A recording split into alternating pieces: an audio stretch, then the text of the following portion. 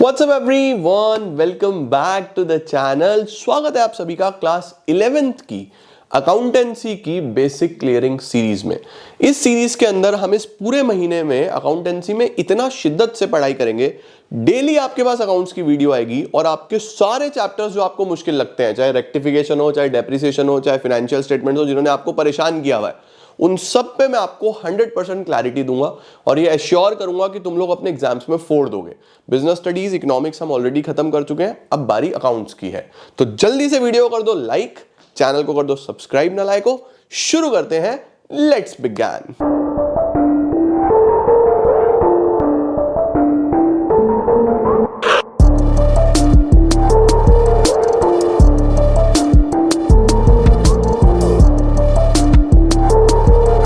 आइए बेटा जी, सर आज हम कौन सा चैप्टर शुरू करने वाले हैं? हेडिंग डालो बेटा, डेप्रीसिएशन। सर ये तो बहुत मुश्किल चैप्टर है, हमें बहुत परेशान करता है, बहुत डिप्रेशन देता है हमें ये। Trust me on this part. अगर तुमने जितने भी पार्ट्स में बनाऊंगा, 6 पार्ट्स बनाऊंगा, 6 पार्ट्स तुमने डेप्रीसिएशन के देख लिए, तुम्हारे लिए हलवा हो जाएगा, इजी। तुम्हें डिप्रेशन नहीं देगा ये, तुम्हें एप्रिसिएशन देगा ये। तो बहुत इजी और बहुत सिंपल सा चैप्टर है, बस समझना है इसको और कुछ नहीं है। चैप्टर का नाम है बच्चों डेप्रीसिएशन। सर डेप्रीसिएशन का मतलब क्या होता है? डेप्रीसिएशन का मतलब होता है बच्चों fall in the value of fixed tangible asset. इस बात का ध्यान रखना है बेटा, जब भी कोई फिक्स्ड टेंजिबल एसेट होता है, फिक्स्ड का मतलब आपका वो एसेट जो लंबे समय तक आपके पास है ना। टेंजिबल मतलब जिसको आप देख सकते हो। मेरे लिए कैमरा, ये माइक, ये बोर्ड, हमारे लैपटॉप, मोबाइल फोन्स, ये सब टेंजिबल एसेट्स हैं, हम इनको देख सकते हैं। इनटेंजिबल कौन से होते हैं? गुडविल, पेटेंट, कॉपीराइट, ट्रेडमार्क्स, ये सब इनटेंजिबल, कंप्यूटर सॉफ्टवेयर, ये सब इनटेंजिबल एसेट्स हैं। यहाँ इनटेंजिबल नहीं होते, सिर्फ टेंजिबल। तो जो भी हमारे फिक्स्ड एसेट्स यानी जो लॉन्ग टर्म के लिए हमारे बिजनेस में रहेंगे, टेंजिबल जिनको हम देख सकते हैं, अगर उनकी वैल्यू कम हो रही है, बताओ ये बोर्ड मैंने जितने का खरीदा था, अब अगर मैं मार्केट में बेचने जाऊंगा कम पैसा मिलेगा। ये कैमरा बेचूंगा कम पैसा मिलेगा। मेरा मोबाइल फोन, मेरा लैपटॉप, कुछ भी सेल करूंगा तो उतना पैसा नहीं मिलेगा जितने का मैंने खरीदा था। इनकी वैल्यू कम हो चुकी है, फॉल हो चुका है इनकी वैल्यू में। तो fall in the value of fixed tangible asset due to, sir क्यों होती है वैल्यू कम? Number 1, wear and tear. भाई टूट फूट होती है, स्क्रैचेस आते हैं, पुरानी होती है चीज, है ना।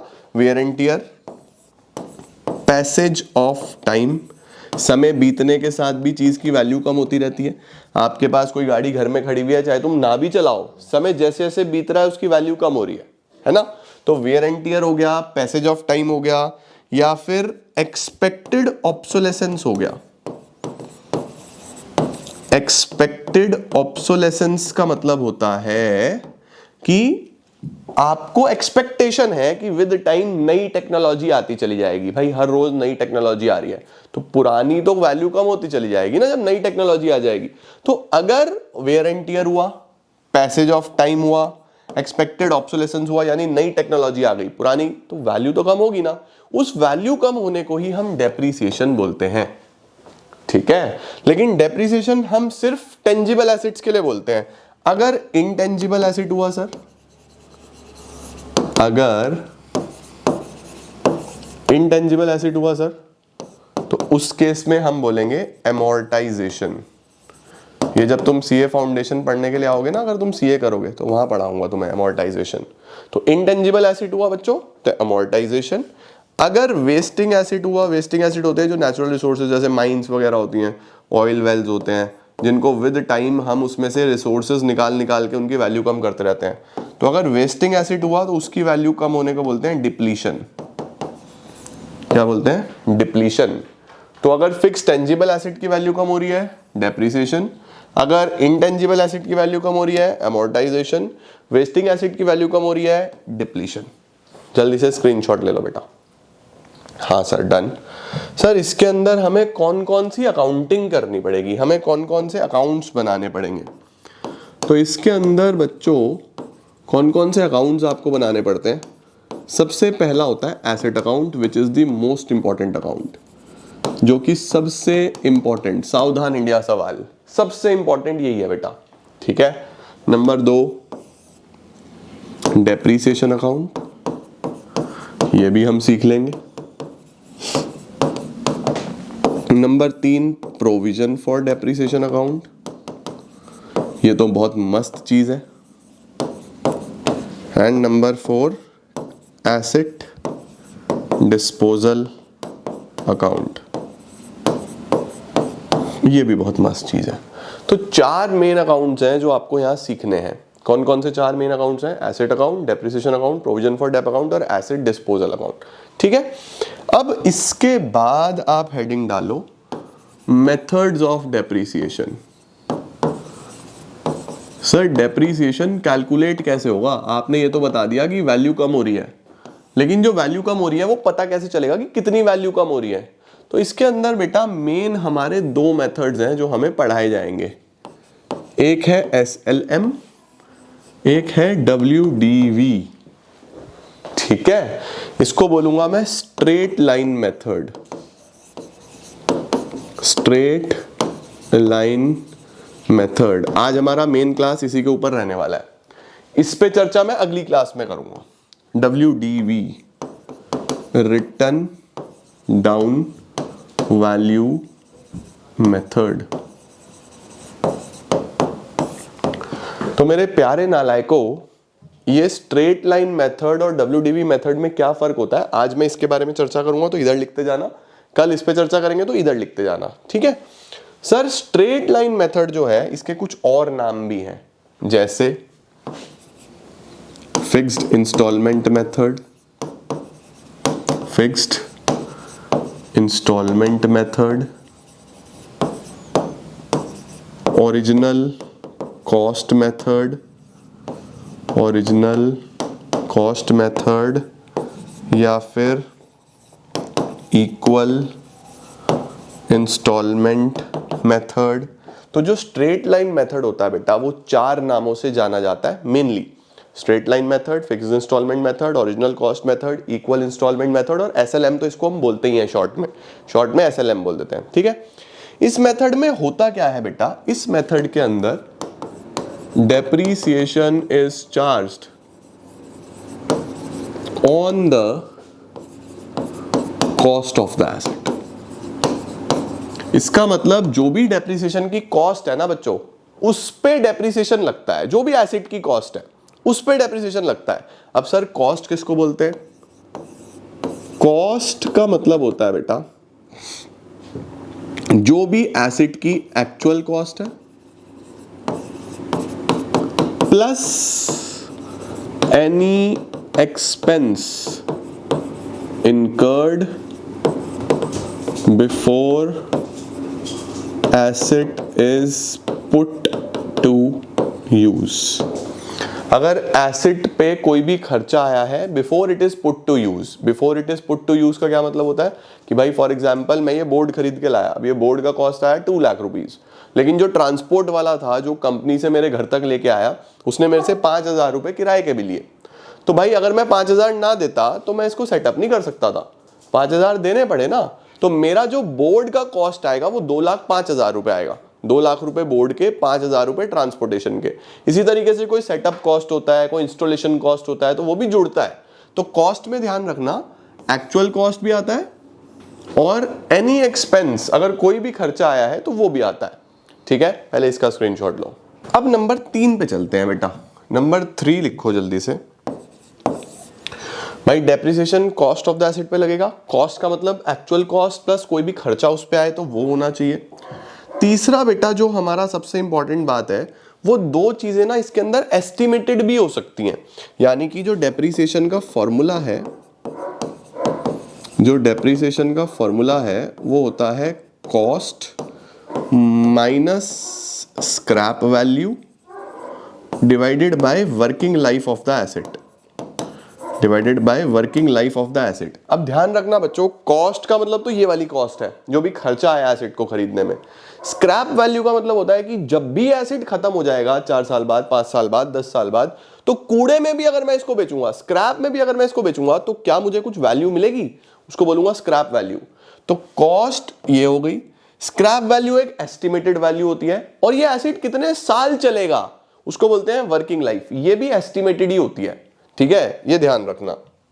सर इससे डेप्रिसिएशन कैसे निकल सकता है? एग्जाम्पल लो, जैसे फॉर एग्जाम्पल मैं आपको बोलूं कि मेरा ये जो बोर्ड है इसकी कॉस्ट आई 2 लाख रुपए, और मुझे ऐसा लग रहा है कि ये स्क्रैप में कुछ नहीं मिलेगा इसका, ये डेड ही हो जाएगा, बिल्कुल बंद हो जाएगा, इसका कुछ नहीं मिलना, तो स्क्रैप वैल्यू हो गई 0।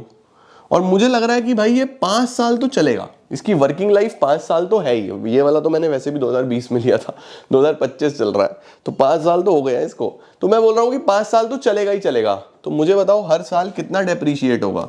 आंसर आ जाएगा 40,000 रुपीज से हर साल डेप्रीशिएट होगा, 40,000 रुपीज से हर साल डेप्रीशिएट होगा। तो देखो ये कितने का लिया था? 2 लाख रुपए का। पहले साल कितना डेप लगा?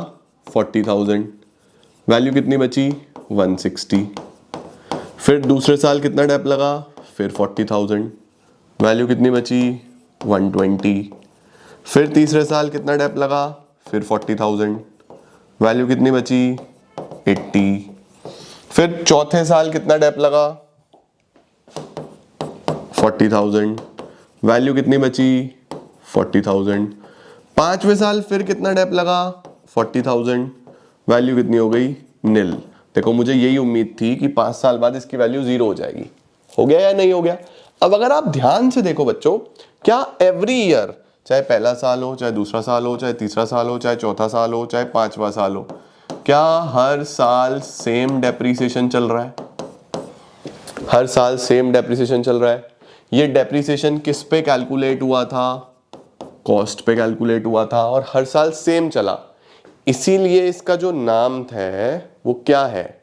Straight line method. Straight line का मतलब एक बार निकल जाएगा फिर स्ट्रेट लाइन लगेगा, यानी सेम लगेगा। फिक्स्ड इंस्टॉलमेंट मेथड, हर साल इंस्टॉलमेंट फिक्स रहेगी। देखो 40 40 40 आ रही है, नहीं आ रही है?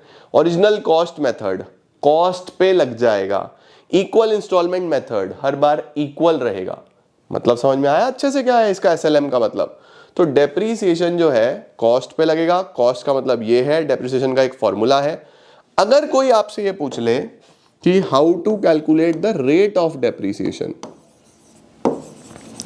How to calculate the rate of depreciation, तो रेट आप निकालते हो बच्चों depreciation upon cost into 100।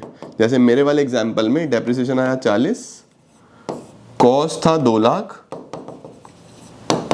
Into 100, तो 20% यहां पे डेप्रीसिएशन आ गया। देखो कोई रेट ऑफ डेप्रीसिएशन पूछ ले तो ऐसे निकालना है, फॉर्मूला याद रखना। ठीक है क्या बच्चों? परफेक्ट है या नहीं है? क्लियर हुआ? ओके। हाँ सर समझ में तो आया। अब एक नोट लिखो, छोटा सा नोट लिखो। If in any question rate of depreciation is given, अगर किसी क्वेश्चन में बच्चों आपको रेट ऑफ डेप्रीसिएशन दिया हुआ है कि डेप्रीसिएशन 20% लगना है, 30% लगना है, कोई रेट दिया हुआ है, उस केस में फॉर्मूला बिकम्स इररेलेवेंट। उस केस में बच्चों आपका जो फॉर्मूला है वो इररेलेवेंट हो जाता है। तो अगर कोई क्वेश्चन में रेट ऑफ डेप्रिसिएशन दिया हुआ है तो फिर वो फॉर्मूला इररेलेवेंट है। सपोज इसी मेरे वाले क्वेश्चन में दिया होता कि बोर्ड 2 लाख रुपए का है और डेप्रिसिएशन 20% से लगना है, तो फिर मैं स्क्रैप वैल्यू वगैरह नहीं देख रहा था, 2 लाख का 20% सीधा 40,000 रुपए के हिसाब से डेप्रिसिएशन लगा रहा था। याद रहेगा ये बात? हाँ सर ठीक है। लो जी इसका भी स्क्रीनशॉट ले लो। सॉर्टेड हो गया। अब देखो एक एग्जाम्पल से तुम्हें एसेट अकाउंट बनाना सिखा रहा हूं। एक एसेट अकाउंट बनाओ। एसेट अकाउंट कैसे बनेगा अभी मैं सिर्फ तुम्हें बेसिक्स बता रहा हूं, आज मेन तो मैं कल शुरू कराऊंगा। आज तो मैं तुम्हें थोड़ा सा तैयार कर रहा हूं कि किस तरीके से डेप्रिसिएशन होने वाला है बहुत आसान। लो सर इधर लिखो डेट, इधर लिखो पर्टिकुलर्स, इधर लिखो अमाउंट। यहाँ पे लिखो डेट, यहाँ पे लिखो पर्टिकुलर्स, यहाँ पे लिखो अमाउंट। ये आ गया बेटा। ठीक है, asset account debit side, credit side. अब तुम मेरे से अगर पढ़े हो तो तुम्हें मैंने एक क्लियर वाला रूल सिखाया हुआ है, जो नहीं भी पढ़े उन्हें दोबारा बता रहा हूं। 5 चीजें हैं जिस पे अकाउंटिंग चलती है। सी का मतलब कैपिटल, एल का मतलब लाइबिलिटीज, ई का मतलब एक्सपेंस, ए का मतलब एसेट्स, आर का मतलब रेवेन्यू। ये 5 चीजों पे अकाउंटेंसी टिकी हुई है, ठीक है। ई और ए का एक नेचर है कि ये डेबिट साइड में इंक्रीज होंगे, क्रेडिट साइड में डिक्रीज होंगे। याद रखना है, जहां तक अकाउंटिंग पढ़ोगे वहां तक एक्सपेंस और एसेट डेबिट में बढ़ता है, क्रेडिट में घटता है। बाकी तीनों कैपिटल, लाइबिलिटी, रेवेन्यू डेबिट में कम होते हैं, क्रेडिट में बढ़ते हैं। ये याद रखना है, तुम्हें भूलना नहीं बिल्कुल भी। अब ये एसेट अकाउंट है बच्चों, अगर ये एसेट है तो डेबिट में बढ़ेगा, क्रेडिट में घटेगा, ठीक है। डेबिट में बढ़ेगा, क्रेडिट में घटेगा। अब सपोज आपको एक क्वेश्चन दिया गया कि आपने 1 अप्रैल 2019 पे एक मशीन खरीदा 1 लाख रुपए का, एक मशीन परचेज करा 1 लाख रुपए का, जिसकी वर्किंग लाइफ 3 साल है, 3 ईयर है, और जिसका स्क्रैप वैल्यू आपको दिया हुआ है 10,000। स्क्रैप वैल्यू कितना दिया हुआ है? 10,000। और आपको बोला गया कि इसका एसेट अकाउंट बना के दिखाओ। तो इसका एसेट अकाउंट कैसे बनेगा बेटा, देख बड़े ध्यान से समझ ले। एसेट अकाउंट ये है, डेबिट में बढ़ना है, क्रेडिट में घटना है। मुझे जल्दी से बताओ, अगर मैंने एसेट खरीदा तो डेबिट होगा, क्यों? क्योंकि डेबिट में बढ़ता है भाई, खरीदा तो एसेट बढ़ेगा ना। तो डेबिट साइड में लिखेंगे हम 2019, कब खरीदा? April 1, to bank account 1 lakh rupees का बच्चों मैंने एसेट खरीदा, 1 लाख रुपए का मैंने एसेट खरीदा। अब मुझे बताओ ये 3 साल चलने वाला है, तो मैं इस एसेट अकाउंट को कितने साल के लिए बनाऊंगा? 3 साल के लिए, क्योंकि एसेट 3 साल चलने वाला है ना। बहुत सारे एसेट होंगे जो 10 साल चलेंगे, लेकिन क्वेश्चन आपको बोलेगा 3 साल का काम करके दिखाओ या 4 साल का काम करके दिखाओ, तो आप क्वेश्चन देख के कर लोगे, राइट। अब पूरा साल मैंने इसको यूज करा बेटा, पहले साल तो 2019 अप्रैल 1 पे जो साल शुरू हुआ, 2020 मार्च 31 पे वो साल खत्म होगा, है ना। तो पहले साल का जब एंड होगा तो इसकी वैल्यू कुछ ना कुछ कम होगी भाई। एक साल में वियर एंड टियर हुआ, एक्सपेक्टेड ऑब्सोलेसेंस हुआ, पैसेज ऑफ टाइम हुआ, वैल्यू कम होगी। वैल्यू कम होती है इस साइड। तो 2020 मार्च 31 पे हम यहां पे लिखेंगे बाय डेप्रीसिएशन अकाउंट, कि भैया डेप लग गया। अब सर डेप कैसे कैलकुलेट करूं? मैंने तुम्हें क्या सिखाया? Cost minus scrap value divided by working life. Rate तो था नहीं इस क्वेश्चन में, कॉस्ट है 1 लाख, स्क्रैप वैल्यू 10,000, 90 का बचा, 90/3, 30,000 रुपीज का डेप्रिसिएशन हो गया बेटा। तो यहां पे लिखो, देखो 30,000। वैल्यू कम होती है ना तो क्रेडिट में लिखा जाएगा, डेप्रिसिएशन आ गया 30। अब बताओ 1 लाख का एसेट साल के शुरू में, साल के लास्ट तक 30,000 से रिड्यूस हो गया, तो इसी डेट पे क्या बैलेंस बचेगा? एसेट कितने का हो गया? अब 1 लाख में से 30,000 माइनस कर दो बेटा, 70,000 का एसेट बच गया। ये कर दो इस ईयर का टोटल। डबल लाइन लगाने का मतलब है कि ईयर एंड हो गया। ऐसे फर्स्ट ईयर का काम करते हैं बेटा। कितना सिंपल है, एसेट खरीदा तो बढ़ा, इधर लिखो, डेप्रिसिएशन लगेगा तो घटेगा, इधर लिखो, फिर बैलेंस निकाल दो। बैलेंस का मतलब है कि एक साल के एंड में आज कितने का है। अब अगले साल की शुरुआत होगी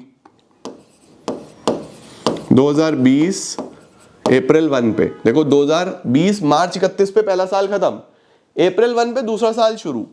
यहां पे एसेट कितने का है? To balance brought down, asset है बेटा 70,000 रुपीज का।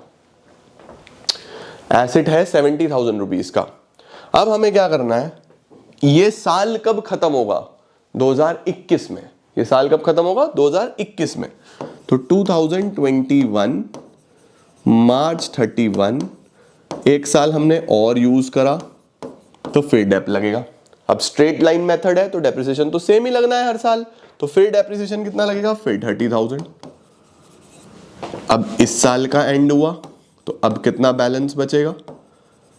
साल के शुरू में एसेट कितने का था? 70 का, 70 में से 30 कम हो गया तो अब बचा 40,000 रुपीज का।